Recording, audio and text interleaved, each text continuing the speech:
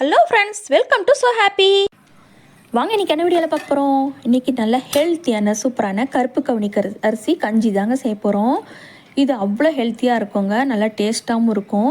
வாங்க இப்போ எப்படி செய்யுதுன்னு பார்க்கலாம். இதுக்கு நான் நாளே நைட்டே கருப்பு கவுனி அரிசி எடுத்து ஒரு டம்ளர் அளவுக்கு எடுத்து நல்லா 3-4 தடவை கழுவிட்டு நல்ல தண்ணி எடுத்து ஊற வச்சு தான் வச்சுருக்கேன். பாருங்கள், இப்போ ஒரு பவுலில் நான் ஊற வச்சு வச்சுருந்தேன். அந்த பவுல்லேருந்து ஒரு மிக்சி ஜார் எடுத்துகிட்டு அதில் சேர்த்திக்கோங்க. இப்போ பாருங்கள், அரிசி தண்ணியோடு சேர்த்துட்டு இப்போ தண்ணி மிக்சி ஜாரில் இருக்கிற தண்ணியை மட்டும் வடித்து எடுத்துக்கோங்க. அந்த பவுல்லே இந்த தண்ணியை வேஸ்ட்டு பண்ண வேண்டாங்க. இந்த தண்ணி அப்படியே இருக்கட்டும்.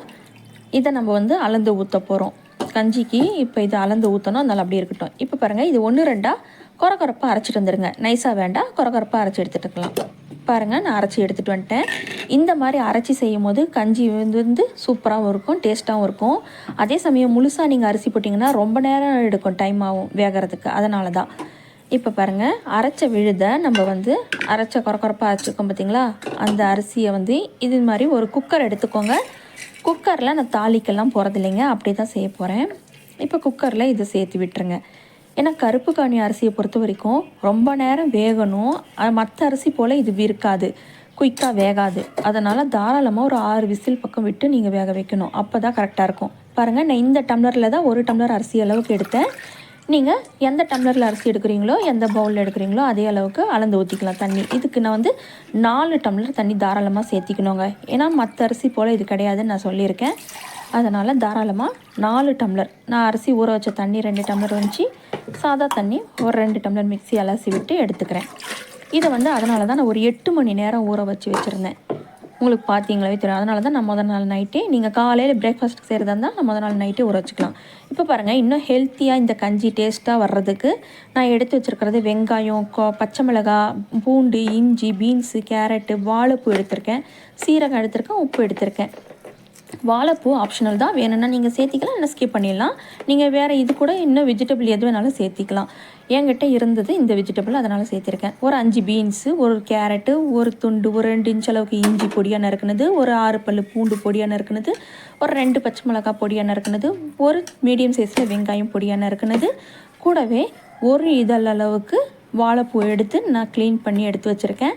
அதையும் நம்ம சேர்த்திக்கலாம். 1 டீஸ்பூன் அளவுக்கு சீரகம், 1 டீஸ்பூன் அளவுக்கு உப்பு எடுத்திருக்கேன். இப்போ எல்லாத்தையும் சேர்த்து விட்டுட்டு இந்த வாழைப்பூ மட்டும் கட் பண்ணி சேர்த்திக்கோங்க. நான் உங்களுக்கு காட்டுறதுக்காக இந்த மாதிரி க்ளீன் பண்ணி எடுத்து வச்சுருந்தேன். இப்போ இதையும் நல்லா பொடியாக நறுக்கி எடுத்துக்கோங்க. இந்த வெஜிடபிள் எல்லாம் சேர்த்து செய்யும் போது உடம்புக்கு அவ்வளோ ஹெல்த்திங்க. கருப்பு கவுனி அரிசியிலே அவ்வளோ ஹெல்த்தியாக இருக்கும் போது இந்த வெஜிடபிளும் அது கூட சேர்த்து செஞ்சு சாப்பிட்டு பாருங்கள். அதாவது வெறும் கஞ்சி குடிக்கிறதுக்கு பதிலாக இந்த மாதிரி வெஜிடபிள்லாம் சேர்த்து செய்யும் போது நல்லா டேஸ்ட்டாகவும் இருக்கும். விருப்பமாக பிள்ளைங்க விரும்பி சாப்பிடவும் செய்வாங்க. திகட்டாது, கஞ்சி எவ்வளோ வேணாலும் குடிக்கலாம், அந்தளவுக்கு டேஸ்ட்டாக நல்லா இருக்குங்க. இது முக்கியமாக குறிப்பாக இப்போ குழந்தைங்கள்லேருந்து பெரியவங்க வரைக்கும் எல்லாருமே குடிக்கலாம். சளி காய்ச்சல், இருமல் இந்த மாதிரி இருந்தால் கூட நீங்கள் இந்த கஞ்சி செஞ்சு கொடுக்கலாம். மற்ற கஞ்சியை விட இந்த மாதிரி செஞ்சு கூட கொடுக்கலாம். அவ்வளோதாங்க. இப்போ எல்லாம் சேர்த்துட்டு நல்லா ஒரு தடவை கலந்து விட்டு கரண்டி வச்சு கலந்து விட்டுருங்க. விட்டுட்டு மூடி போட்டு விசில் வச்சுருங்க. வச்சுட்டு அடுப்பு பற்ற வச்சுட்டு குக்கரை வச்சுருங்க. தாராளமாக ஒரு 7 விசில் வர வரைக்கும் பார்த்துக்கோங்க. 7 விசில் வந்த பிறகு பார்க்கலாம். டிஸ்டர்ப் பண்ண வேண்டாம். நல்லா விசில்லாம் ஃபுல்லாக ஏர் ரிலீஸ் ஆகட்டும். பாருங்கள், ஃபுல்லாக ஏர் ரிலீஸ் ஆன பிறகு தான் நான் ஓப்பன் பண்ணிக்கிறேன். அப்புறம் தான் நீங்கள் ஓப்பன் பண்ணணும், உடனே ஓப்பன் பண்ணிடக்கூடாது. பாருங்கள், இந்த மாதிரி நல்லா கரண்டி வச்சு ஒரு தடவை கலந்து பாருங்கள். இப்போ உப்பு மட்டும் செக் பண்ணிக்கோங்க. நான் ஒரு பச்சை மிளகாய் தான் நான் சேர்த்துருந்தேன். ஒரு 2 பச்சை மிளகாய் தான் நான் பொடியாக நறுக்கி சேர்த்துருந்தேன். எனக்கு இதே போதுமான அளவாக இருக்குது. காரம்லாம் நீங்கள் எதையுமே போடக்கூடாது.